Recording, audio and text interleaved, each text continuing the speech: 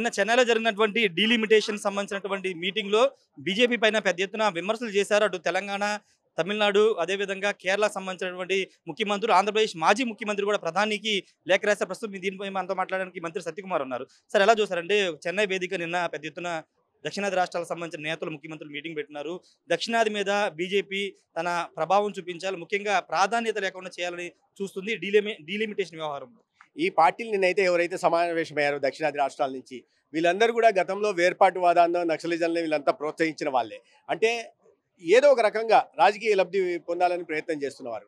ఇప్పుడు అదేవిధంగా దేశమంతా ఏకమవుతుంది, భారతదేశం అంతా అన్ని రాష్ట్రాలు ఒకటి అనే భావనలో వస్తున్నప్పుడు, ప్రపంచవ్యాప్తంగా మనకు భారతదేశానికి గుర్తింపు లభిస్తున్న నేపథ్యంలో ఇవాళ రాజకీయ లబ్ధి కోసం ఎవరున్నారు? ఓడిపోయిన పార్టీలు, రేపు ఓడిపోయే పార్టీలు, వీళ్ళందరూ కలిసి ఒక చోట చేరి మీరు రాసి పెట్టుకోండి. రేపు డిఎంకే ఓడిపోతుంది తమిళనాడులో, రాసి పెట్టుకోండి, కమ్యూనిస్ట్ పార్టీ ఓడిపోతుంది. వీళ్ళందరూ అంటే దేశం అంటే మనది అని భావన లేని వాళ్ళు, కేవలం రాజకీయాలకు మాత్రమే ప్రాధాన్యత ఇచ్చే పార్టీలు మాత్రమే నిన్న చేరాయి. బీఆర్ఎస్ పార్టీకి ఏముంది? వాళ్ళ క్రెడిబిలిటీ ఏముంది? వాళ్ళకి దేశం గురించి ఏముంది? కుటుంబం గురించి ఆలోచించిన వాళ్ళు వాళ్ళ దేశం గురించి రాష్ట్రం గురించి ఆలోచిస్తారా? తర్వాత లేక ఇక్కడి నుంచి మాజీ ముఖ్యమంత్రి కూడా లెటర్ రాశారు. తండ్రి అధికారాన్ని పెట్టుకుని లక్షల కోట్లు దోచుకున్న వారు ఇవాళ రాష్ట్రం గురించి, రాష్ట్ర ప్రజల గురించి ఆలోచిస్తారా? 5 సంవత్సరాల పాలన దానికి తార్కాణం. అదేవిధంగా వీళ్ళందరూ కూడా తండ్రి పేరు చెట్టు పేరు చెప్పుకొని కాయలు అమ్ముకుంటున్న పార్టీలు తప్పిస్తే వీళ్ళందరికీ సొంతంగా ప్రజలకు సేవ చేయాలి, దాని ద్వారా మళ్ళీ అధికారంలోకి రావాలని లేదు. ఇప్పుడు అధికారాన్ని కోల్పోతున్నాము అని అర్థమైంది కాబట్టి ఆ నేపథ్యంలో ఇవాళ ప్రాంతీయ తత్వాన్ని రెచ్చగొట్టడం కోసం ఇవాళ మొదలుపెట్టారు. భాషను తీసుకొచ్చారు. భాష చాలా స్పష్టంగా న్యూ ఎడ్యుకేషన్ పాలసీలో 3 భాషా విధానం ఉండాలని అసలు నిన్న చాలా స్పష్టంగా కేంద్ర హోంశాఖ మంత్రులు పార్లమెంట్లో చెప్పారు. మేము మీ భాషలోనే, తమిళ భాషలోనే మీరు వైద్య విద్యని, సాంకేతిక విద్యను కూడా అందించండి అని చెప్తే కూడా మీరు ముందుకు రావట్లేదు. అంటే మీ వ్యాపార దెబ్బతింటాయనా, ప్రయోజనాలు దెబ్బతింటాయనా? వారికి స్పష్టంగా దానికి సమాధానం లేదు. అటువంటి వాటికి సమాధానం చెప్పండి. తర్వాత డీలిమిటేషన్లో దక్షిణాది రాష్ట్రాలకు అన్యాయం జరుగుతుందని ఎక్కడ లేదు. మీరు ఏ రకంగా చూశారో మరి తెలియదు.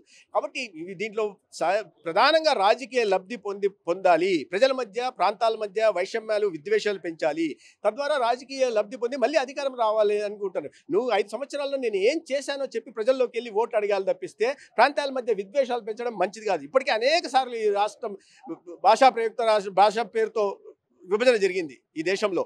ఇక ముందు అటువంటి కొనసాగడానికి వీల్లేదు. ప్రజలు గమనిస్తున్నారు. ఓడిపోయిన పార్టీలు, ఓటమి అంచున ఉంటున్న పార్టీలు ఈ రకంగా సమావేశాలు నిర్వహించి ప్రజల మధ్య విద్వేషాలు పెంచుతామంటే స్వీకరించడానికి ప్రజలు సిద్ధంగా లేరు. అంటే గతంలో కేంద్ర హోంశాఖ మంత్రి అమిత్ షా రాష్ట్రాల అభిప్రాయాలు తీసుకుని ముందుకు వెళ్తామని చెప్పారు. కానీ ఇప్పుడు కేవలం జనాభా ప్రాతిపదికన అంటూ రాష్ట్రాల అభిప్రాయాలను పరిగణలోకి తీసుకోకుండా ఏకపక్షంగా ముందుకు వెళ్తున్నారని ఒక వాదన నిన్న మీటింగ్లో లేదు. ఖచ్చితంగా రాష్ట్రాల అభిప్రాయాలను పరిగణలోకి తీసుకున్నారు. న్యూ ఎడ్యుకేషన్ పాలసీలు కూడా పరిగణలోకి తీసుకున్నారు. అన్ని రాష్ట్రాలని ఇవాళ మేము నరేంద్ర మోడీ గారి నాయకత్వంలో అధికారంలోకి వచ్చిన తర్వాత నిజంగా కోఆపరేటివ్ ఫెడరలిజంకి కొత్త నిర్వచనం చెప్పి అన్ని విషయాల్లో అన్ని రాష్ట్రాలకి వాళ్ళ అభిప్రాయాలను పరిగణలోకి తీసుకున్న తర్వాత చేస్తున్నారు. దేని మీద రాష్ట్రాల ప్రయోజనాలు అభిప్రాయాలు తీసుకోలేదు. ఈ రకంగా అబద్ధాలు చెప్పడం సరైనది కాదు అని నా ఉద్దేశం.